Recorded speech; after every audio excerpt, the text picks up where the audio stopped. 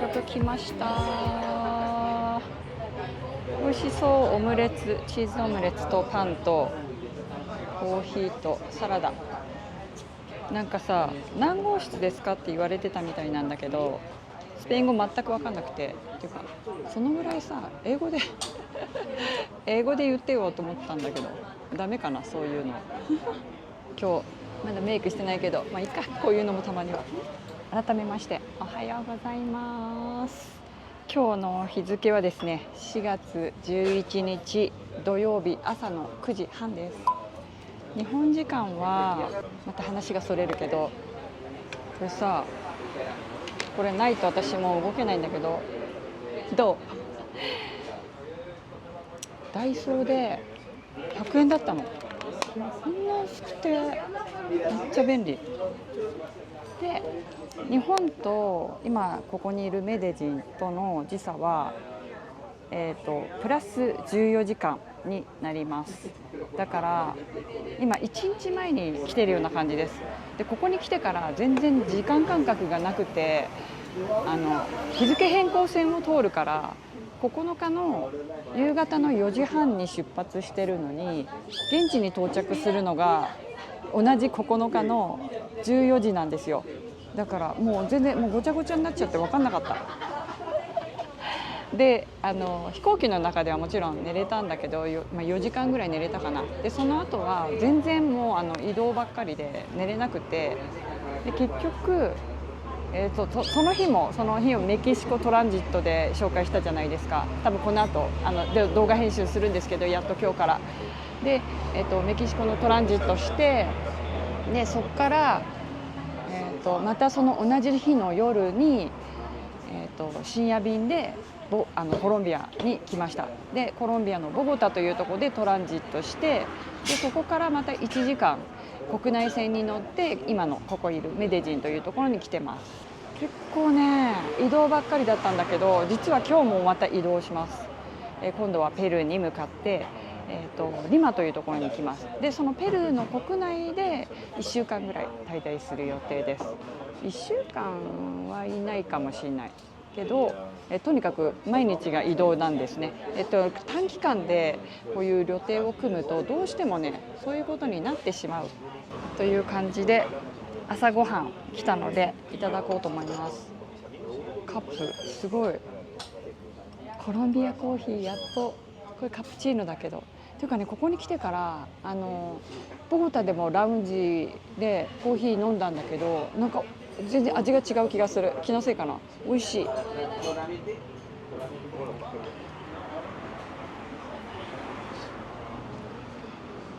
美味しい。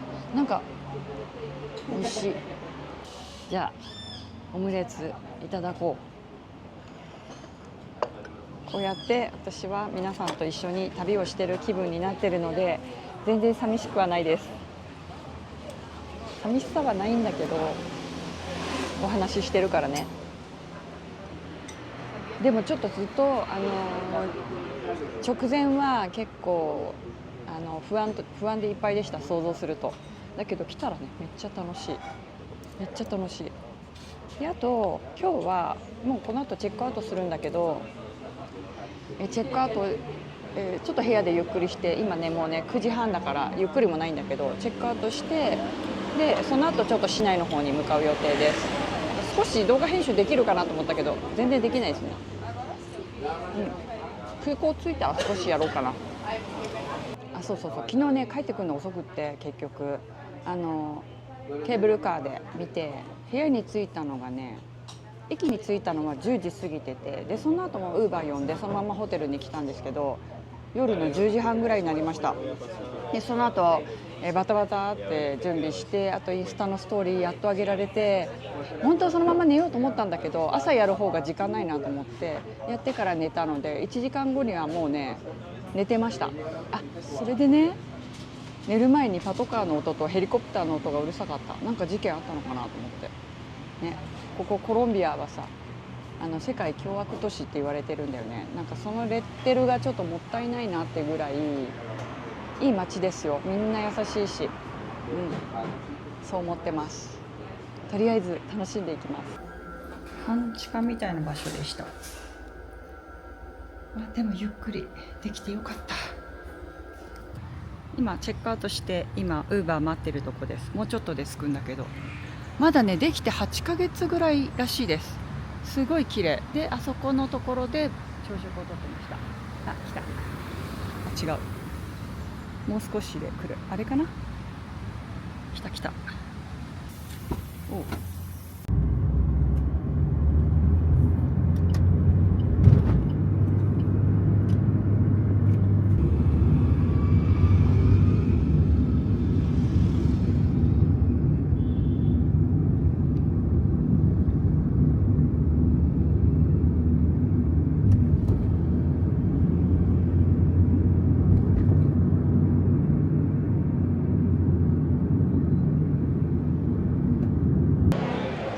到着しました。11時8分。今ちょうど駅の前のところにで降ろしてもらいました。ここからは歩いて向かいます。でここは観光客がいっぱいいる、このコムナ13っていうこのガイドさんがいるんですね。この青い服着た人たち、そういう人たちがいる場所は安全っていう風になってるんで、ひとまずここからは歩いて向かおうと思います。多分歩いてる人がいるから分かると思うんだけど、ちょっとここが一番なんかコロンビアで栄えてるとこなんだけど、本当は、ここで一番犯罪が多かった場所なんですよね。ちょっとビビってるけどね。ここからどうやって行くんだろう。こっちではない、こっちだ。人がね歩いてる方向に向かわないと危ないんだよね。ちょっとどっちだろう。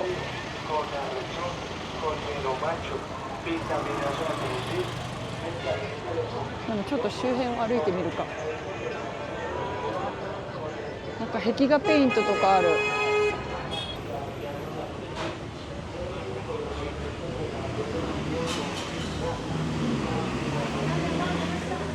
なんかチキンかな。駅の前の道をずっとまっすぐ来ただけですね。なんか美味しそうなの売ってる。ここはみんな街中で食べる。なんだっけ、昨日も食べたけど、エンパニャーダだっけ。ひとまずねここを30分ぐらいかけて歩いていくような感じです。で目的地に到着する。ちょっと街を歩きたくて少し離れた場所に指定しておりました。ウーバー。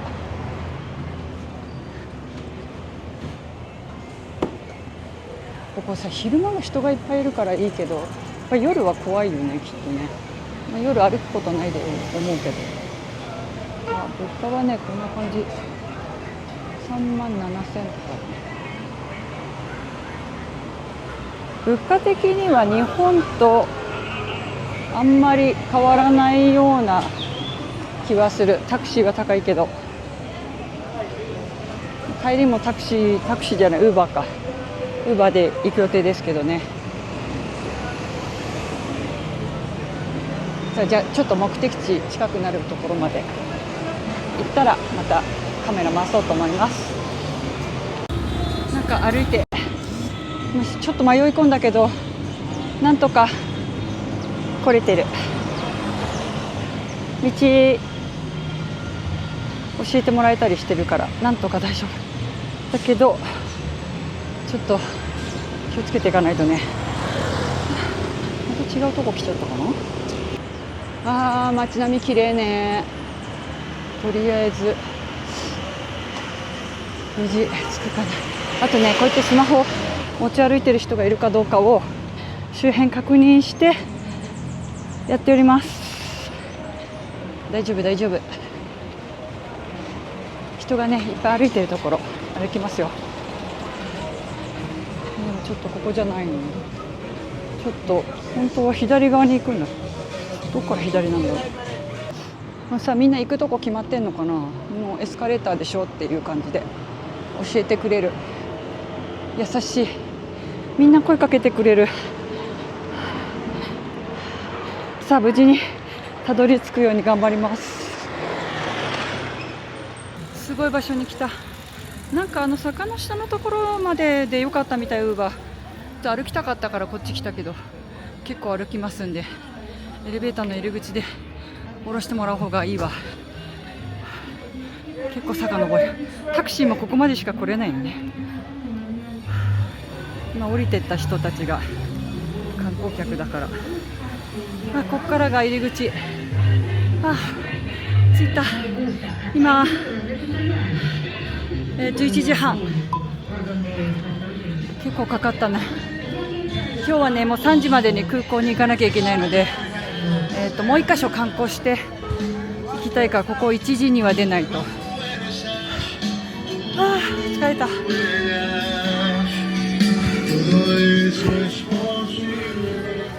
ょっとここはもう1回来るか分かんないから、いっぱい撮ってってもいいですか。3、2、1。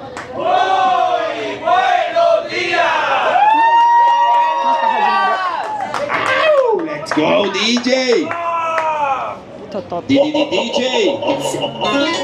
DJ!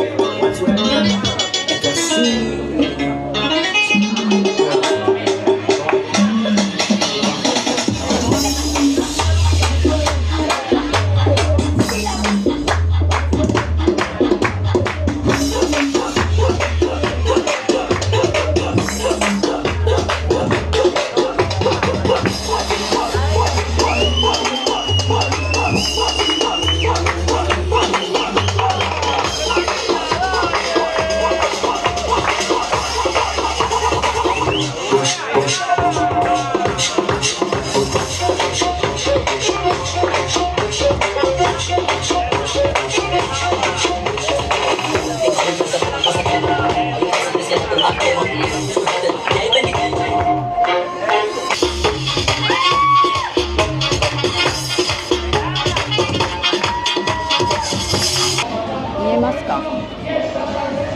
ほらで、ハンカチ使ってますよ。で、これ結構大判なんですよ。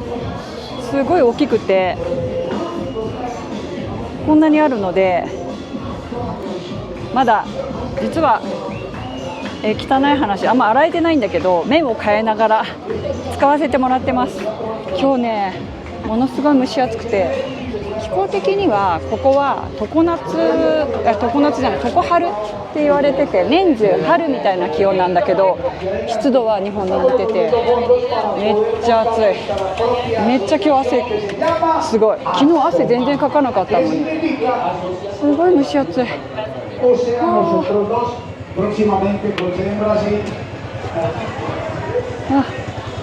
アートでもさ、これどこから歩いてここに来るのが正解だったんだろう。未だに分かんないんだけど、ちょっと帰りは人の流れに合わせて行く予定ですけどね。ここね、アジア人もいないですね。そういえば韓国の人たちもいない。さすがに南米やっぱね、危ないって言われてるところにはみんな行かないよね。ちなみにここはですね、政府が発表している中ではレベル1になります。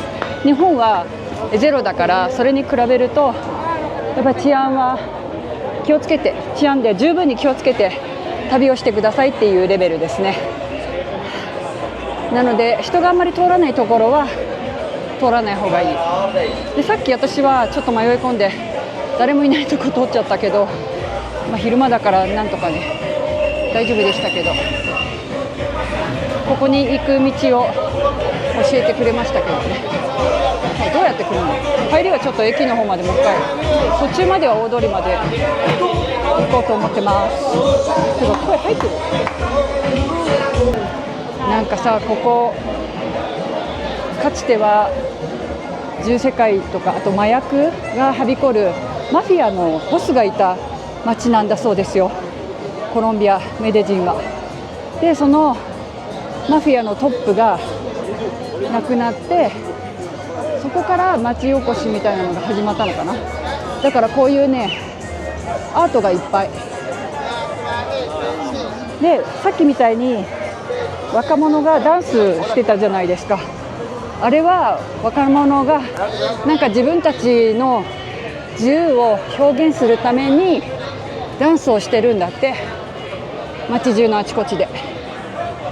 でちょっと上っ面な情報だけで正確ではなくてごめんなさいですけど、でもね、私ここテレビでここもやっぱり見て、本当に貧困の差がすごいところなんだけど、この町おこしで町が全体がカラフルになることで変わったっていうのを見て、あ、いつか来たいと思ってたんですよね。やっぱり色は心を変えると思う。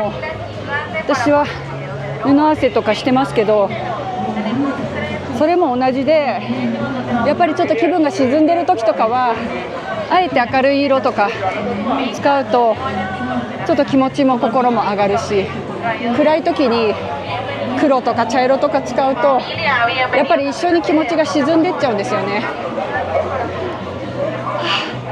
喋りながら来た、ここです。このエスカレーターに来たかった。やっと到着。11時40分だからだいたい駅から30分ですね。行きましょう。てか手持ちの現金私すごい少なくて、ケーブルカー乗れるかな。こ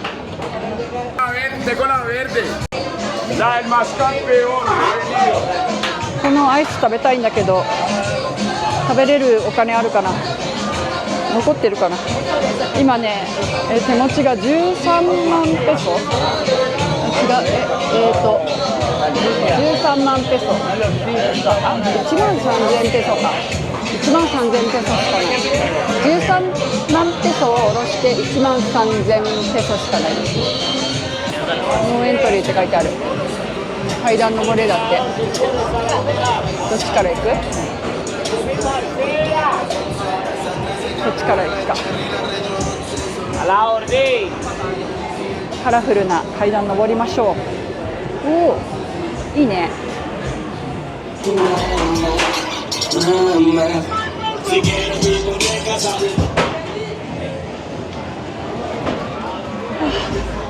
ほら、壁画アート、こういうの見たかったんだ。おお、迫力ありますね、やっぱり。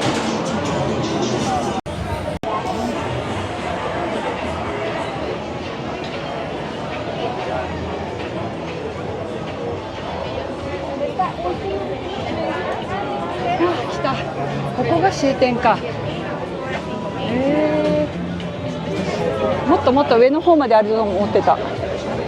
わー、ここからの眺めもいいね。あとあそこにもあるね。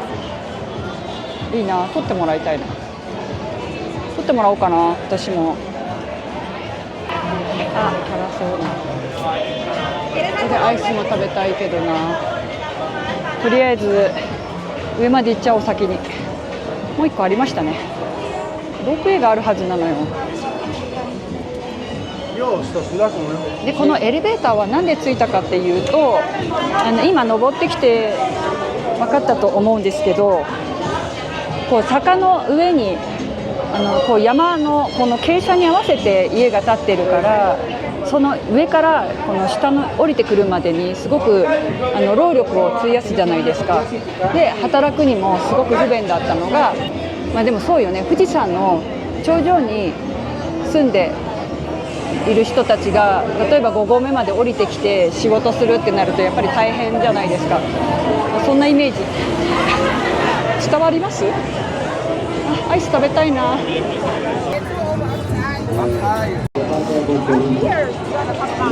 上まで登ってきました。ちょっと現金がなくて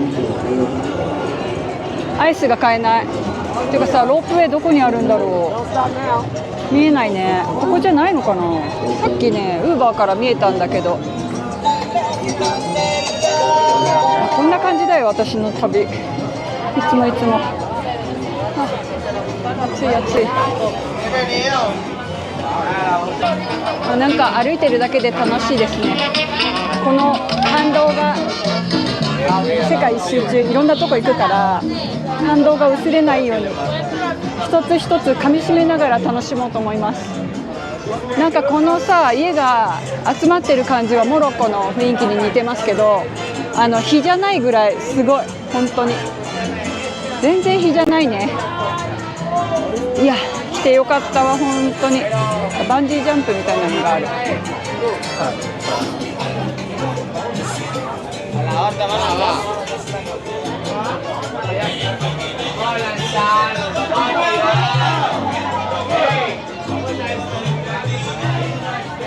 で常にカバンのここにね手を添えるようにしてます。ほとんどこの辺は観光客だけどね、でもやっぱり危ないもんね。これどこまで向かってるんだろう。なんか向こうまであるけどね、行くだけ行ってみましょうかね。なんかモロッコの時の二の舞になってる。現金が足らない。こんなことになると思わなかった。なんかジェミニの言う通りね、もうちょっと下ろしとけばよかった。っていうか ATM で引き出す時なんですけど、カード自体は手数料かからないんだけど、現地の銀行の手数料がかかりますね。だいたい1回につき1000円いくらか手数料引かれてる感じ。なんかこれでも引き出し方間違えると何十万になるって言われてるから、まだ1000円でも安いっていう感じなんだけど、それにしてもさ高すぎてそんなしょっちゅう下ろせないじゃないですか。だから1回で済ませたいのに引き出すの少なくなるとこういう目にある。でも今日離れちゃうからもうなんとか有り金は使い尽くす予定ですけど、と言っても多分1000円ちょっとしか持ってない計算なんですよね私。本当失敗した。皆さん現金多めに、1万円ぐらい割った方がいいですね。私昨日クレカ使えるところで使わなかったの失敗した。本当にずっとレゲエが流れてんだけど、ここ来てからここの階段行ってみようか。いいね、入ってきてくれ。すごいみんな陽気優しい。これ上行けるのかな。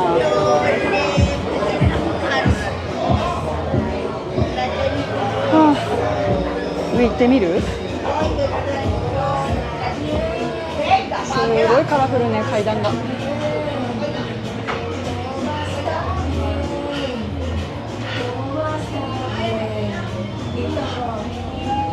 なんか昨日からさ坂登ってばっかり。体力がもうこれ以上行ったらなんか危ない感じするね。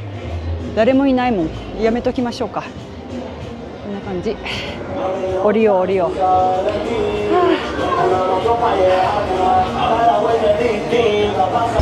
昨日ケーブルカーで見えたプレハブみたいな家ってこういう感じです。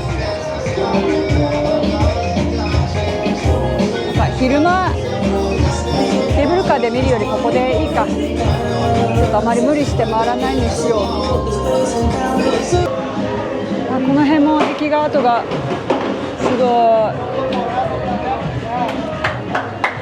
なんかさいろんな国行くと落書きいっぱいあるけど、その芸術みたいな感じ。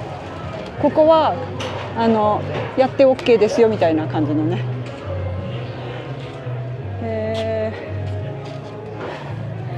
カラフルだわ。こうやって見るとさ平和を感じますけどね、実は違うんだっていうね。ここでさ殺人事件とか麻薬がはびこってるとか言われてて、今でも人が立ち入れない場所とかありますよね。あと強盗が来ちゃったりとかね。ここに来る前に YouTube で多分このコロンビアだと思うやっぱ YouTuber が強盗にあって全財産取られたっていう動画を見たんですよ私。それでめちゃくちゃビビってたけど、なんかやっぱ危ない場所に行ったらダメだけど、私みたいに観光地しか巡らない人は十分気をつければ回れますね。さあそろそろ戻りますか。もうこの辺りまで来たらもう見どころそんなにない気がする。カクテル作ってもらうことにしました。ちゃんと許可取ってますよ。本当スムージーかと思ったらスムージーじゃなかった。なんとかどうにかなんとかなりそう。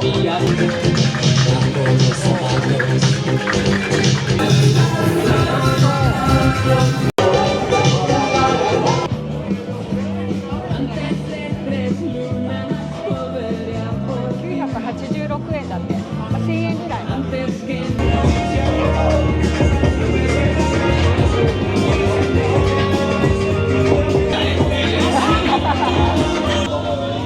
い、みんな声かけてくれて、こんな感じで、あそこで飲んでました。みんな旅人いっぱいいるからね、観光客の人が声かけてくれたりする。優しいみんな。さあ、では駅に戻ります。今12時46分。本当はウーバー呼んでそのままホテルの方に戻ろうと思ったんですけど、もう一回駅まで歩いて行って、そこからケーブルカーに、昨日と同じケーブルカーですね、乗って、また電車でポプラド駅の方に向かって行こうと思います。多分ギリギリ時間間に合うと思う。頑張ります。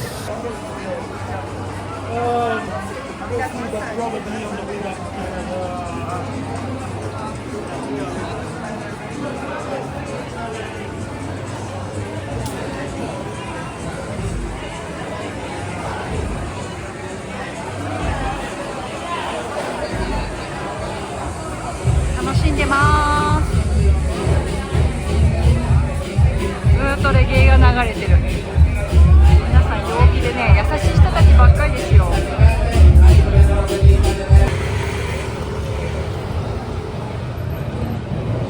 早歩きしたから15分ぐらいで来たけど、今チケットブース並んでます。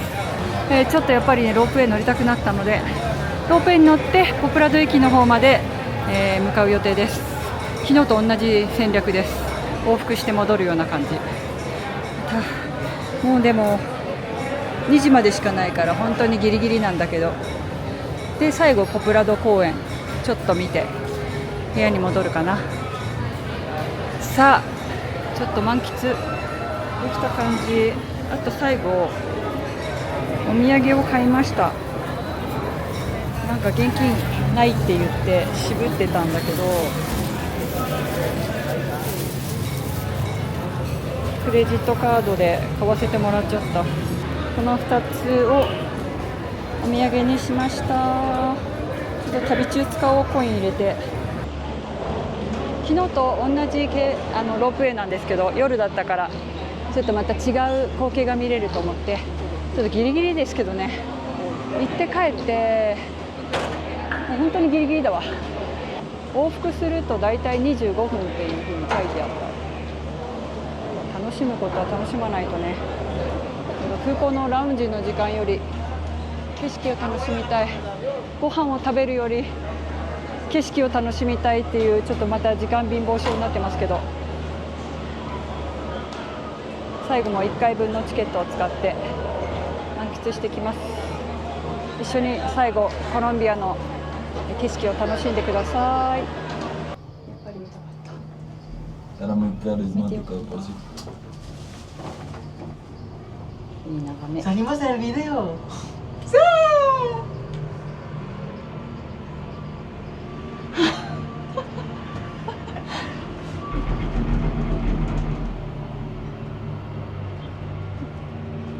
So why you cry?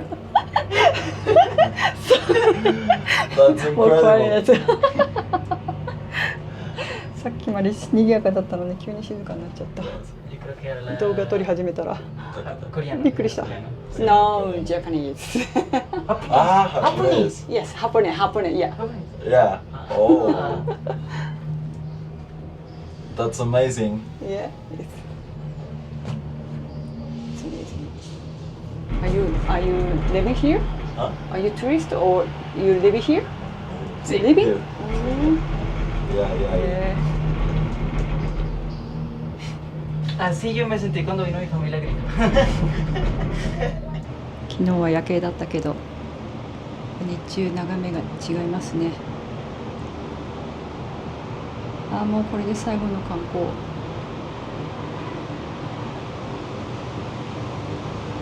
さっき乗ってた男の子たちはここに住んでるって言ってました。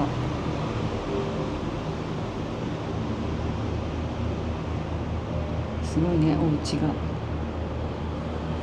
夜景は綺麗だったけどね、昨日この辺り電気ついてなかった気がする。コロンビアはなかなか来れないですよ、本当に。でも楽しんでます。今日はペルーにこの後向かうので、もう最後だ、本当に。なんかまた来たいな、ゆっくり。来れるかな。すごい絶景、ほら。皆さん満喫してください、一緒に。素晴らしい眺め。うわ、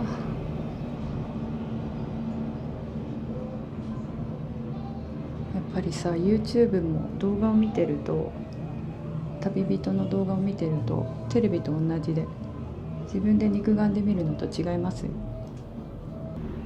さっきいた場所が何とかな。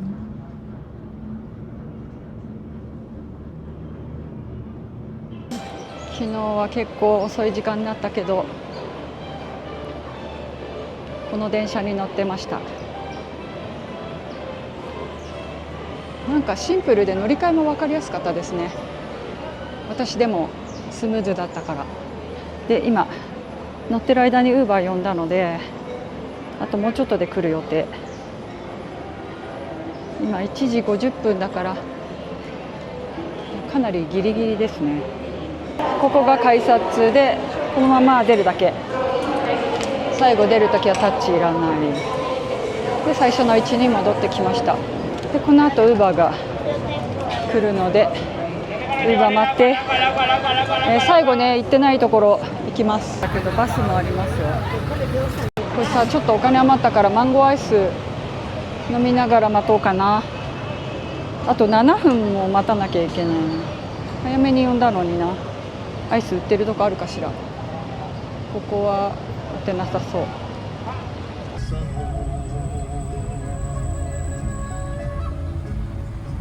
公園に着いたけど、ここじゃないね。ここプラド公園。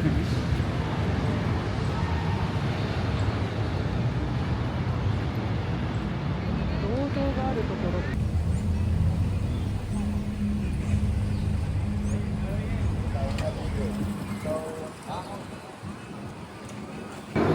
もうさ、行き先間違えてた。私本当は彫刻が飾られてる銅像が置いてある公園に行きたかったのに、公園の名前を間違えてて、ホテル近くの公園にしちゃって、行って寄ってもらったんだけど、ウーバーに。でも銅像らしきものが何もないから、あれ違うと思って、で追加して行ってもらおうと思ったら、ちょっとやっぱり遠すぎて無理だって言われちゃった。今15時50分で、さっきラタム航空から時間が早まったっていう通知が来て、それが5時25分には搭乗ゲート行ってくださいっていう感じなんで、もう結構ギリギリです。だから3時間切っちゃった。でもこの後ちょっとカウンターで手続きがあるので、その手続きをやりに行きます。アビアンカのカウンターに向かいます。とりあえずチェックインは済んでるので、アビアンカの空港のアビアンカの、カウンター探します。どこだろう。まあでもさ、本当にさ、行きたかったんだけど、でも皆さんに見せられなかったのが残念ですが、なんか駅降りてすぐ広場があって、すぐあるらしい。次3カ国目リマに向かいます。入れた。なんかさ、さっき国内線の方で並んじゃって、で紙がないからダメだって言われた。紙取ってもう一回戻ったら、国際線行けって言われて全く反対側でした。で今4時36分か。すごい早かった。5分ぐらいで終わっちゃった。ラッキーすぎる。でもね、タックスリターンは諦めて、ちょっとラウンジで休憩します。ラウンジ小さい空港だからすぐ見つかると思うんだけどね。私がさっき買ったこのポーチに似てるけど1個4万ソルぐらいある。ペソか、4万ペソ。私さっき2個で1万ペソだったっていうか、ステッカー売ってなくて、もう搭乗ゲートすぐ目の前だったからここで見つけるしかないんだけど、見つけた。入りました。今4時50分。ちょっと30分ぐらいだけどね、ちょっとゆっくりします。小さな空港だから良かったけど、あ、美味しそう。ちょっとコーヒーをここでいただこう。ちょっと夕飯もここで食べちゃう。こんな感じ。すぐゲートが見えるので、これは遅れないで済みそうです。ということでラウンジで一息。乾杯。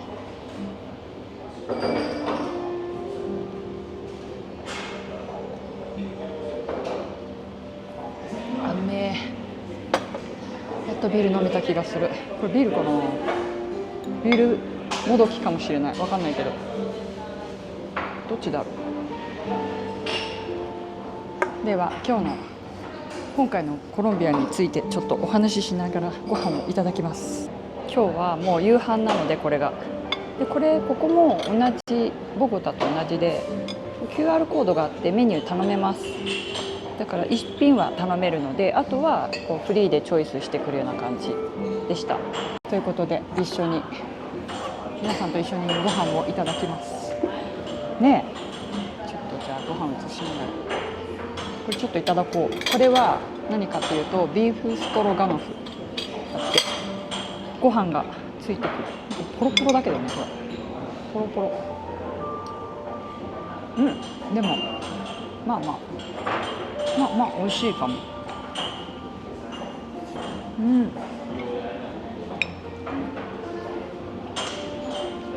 あと20分ぐらいしかないんだけど、もうね搭乗口の目の前だからね、今日は大丈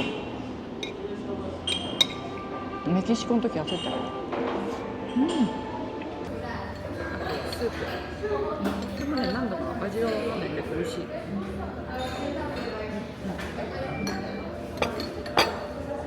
そしてサラダかな、フルーツが入ってる。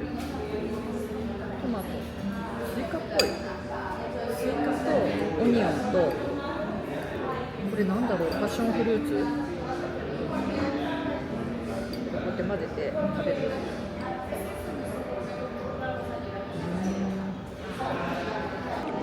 ということで皆様、今回の私のコロンビア旅行はいかがだったでしょうか。楽しんでいただけてたら嬉しいんですけど、ちょっと最後に変なオチがつきましたけど、私はですね、なんだっけ、ポカロなんだっけ、名前も忘れちゃった。公園に行って皆さんがなんか YouTube でね、コロンビアのメデチンで調べると必ず出てくる彫刻ではない、なんか銅像みたいなのがあるんですね。でそれが芸術家のなんかちょっと太っちょな感じのものをなんかこうモニュメントが置かれてるそうで、それちょっと見に行きたかったんだけど、なんか全然違う目的地で調べちゃってて、結局それは見れませんでした、残念ながら。でちょっと目的は果たせなかったんだけど、それでも、行きたいところ全部行けたしね、大満足してます。はい、ということで皆さん楽しんでいただけていたら嬉しいです。でこの後は、5時25分に、搭乗ゲートに行けとなってるんですけど、飛行機の時間は18時15分になります。なので少しラウンジでゆっくりして、あと搭乗ゲートがね変わってたりとかすることもあるから、ちょっと時間余裕見て行動しようと思います。はい、なのでこれでちょっと自己手配した飛行機、これで何便目になるんだろう。これで1、2、3便目、なんとかクリアできそうです。でチケットを探している時に J スマートっていう飛行機があったんですけど、 LCC なんですけど飛ばないかなと、安かったから1万円ぐらい買うか悩んだんですけど、結局ねさっき見たらちゃんと飛んでましたね。なので情報として出てくるのはやっぱりその遅延になった人だけの情報なので、ほとんど多分そんなにはないのかなっていう、なんとなくねそんな気はしました。やっぱり遅延するとやっぱ遅延したっていう情報あるけど、乗れたっていう情報はあんまり言わないじゃないですか。だから結局遅延することが目立ってしまうのかなっていうふうに感じます。わかんないけどね、時間に余裕がある場合は私も LCC を、申し込んでみようと思うんですけれども、今回は全部キャリアでチケットの方は手配しました。で結構早めにチケット手配したから直前で買うよりは1万円ぐらい安かったと思ってます。はい、そんな感じで、じゃあ次はですね3カ国目になります。もうなんか毎日のように移動してるから今日何日なのか分かんないぐらいになってるけど、日付は朝も言いましたけど11日の土曜日、夕方の5時13分になります。日本時間はもう次の日になってますね。12日になっていると思います。ということで、次の動画も楽しみにしていてください。最後までご視聴いただきましてありがとうございました。楽しんでいただけてたら何よりです。次はペルーに向かいます。ペルーはちょっとねしばらく滞在しますけど、移動ばっかりですけどね、明日も移動なんで、はい、そんな感じです。では、バイバーイ。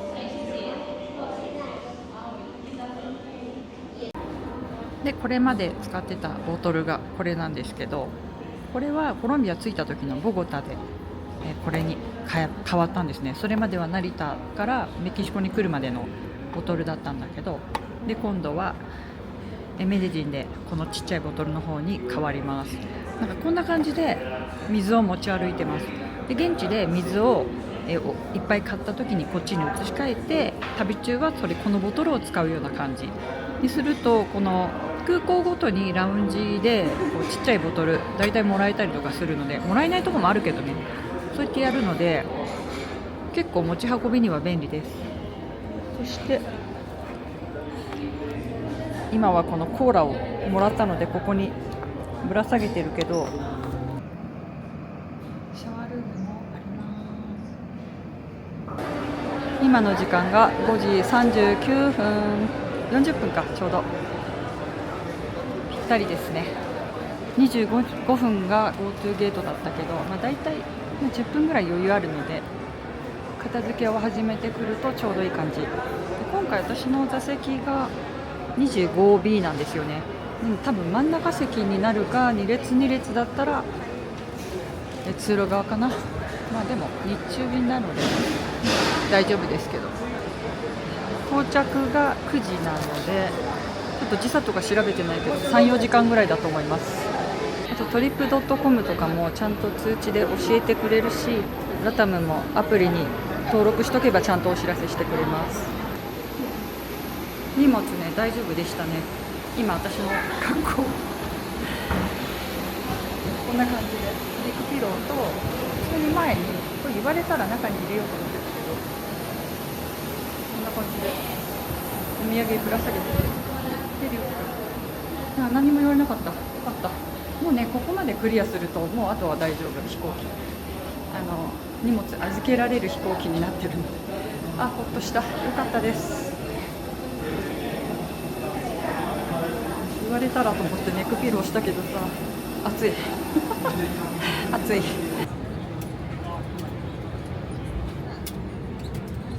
れの私の座席は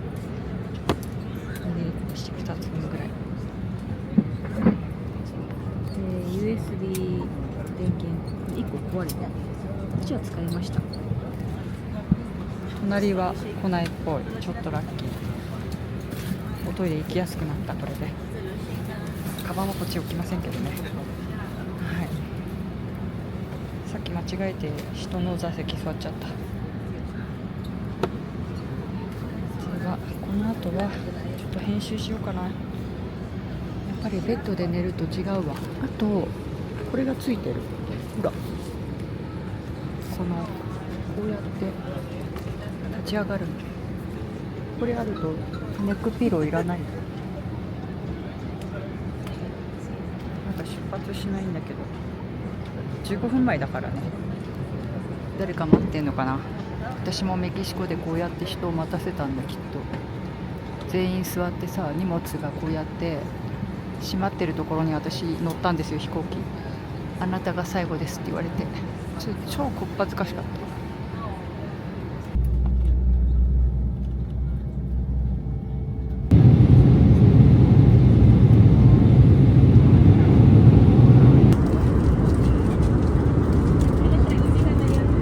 リマに到着しました。3時間ぐらいかな。結構あっという間でしたね。この後、一応ですね、今回の滞在先の人にお迎えをお願いしてるんですけど、いなかったら電話してピックアップお願いしようと思ってます。